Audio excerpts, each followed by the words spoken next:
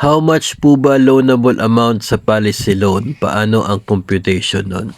So ito pong policy loan natin sa GSIS ay magkaiba yung pwede nating ma-avail.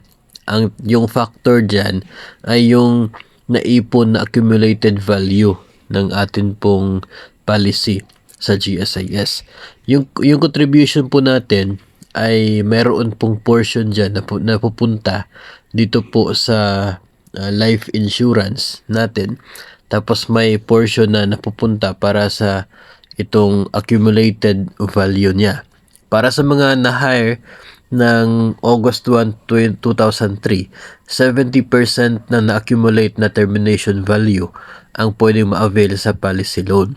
Yung mga nauna po, no, yung enhanced yung life endowment policy, yung mga na-hire until July 31, 2003, kalahati or 50% ng accumulated value ang pwede nila ma-avail doon po sa policy loan. Mas mababa kasi meron pong certain year na maturity yung policy nila.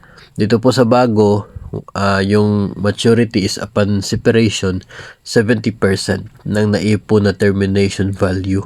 No? So every month habang nagre-remit po ng premiums ay nadadagdagan ito pong accumulated value nito na siya pong ibibigay sa atin kapag tayo po ay nag-retire na, nag-separate na.